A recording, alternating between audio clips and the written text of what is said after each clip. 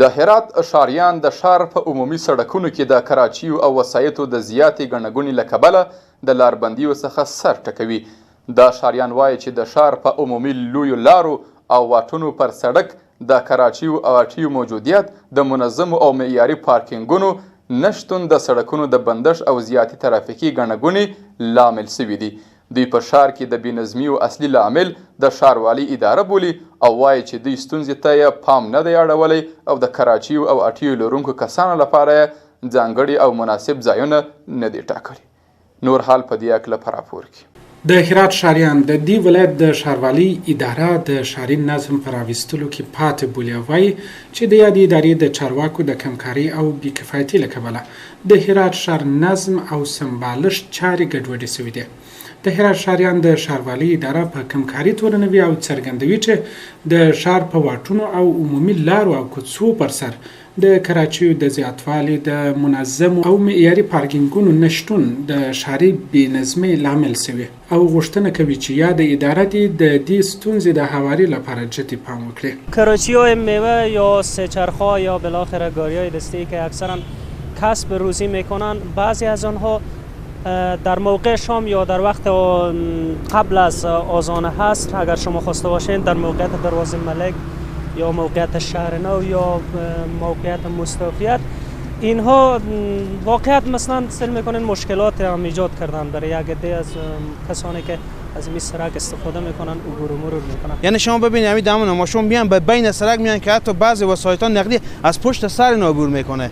یکی دیوم از این که دولت هم توجه کرد و بالاخره حالا کم فکر کنم دولت یک توجه خاصی برای از این چرخی‌ها نداره فکر کنم. دا کسان وایي چې د ښار په واټونو او څلور لارو کې د کراچیو شتون د زیاتې لاربندیو له امله په ساعتونو پر سړکونو انتظار باسي تر څو منزل ته ورسیږي.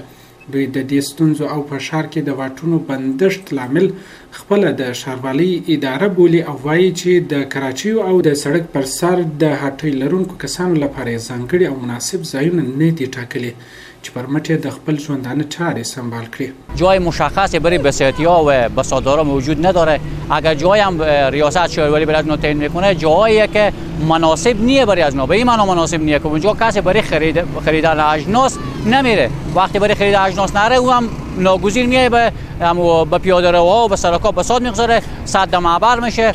بنابراین وقتی سد معبر شد، هم مانع برای عبور و مرور مردم و هم در ضمن از او یک روزی حلال نمیتونه از اونجا به دست بیاره. د هرات ولایتي شورا غړي هم د دې ولایت د ترافیکو وضعیت د اندېښنې وړ بولي او وایي چې د مازدیګر او ماښام پر مهال سړکونو پر سر د کراچیو او غرفو د تم له کبله د هرات ښار ترافیکي وضعیت ناوړه او کړکېچن حالت ته ځي. وضعیت ترافیک به خصوص از عصر به بعد به بعضی از مناطق شهر بسیار وضعیت بدی داره که اصلا رفت و آمد نمیشه.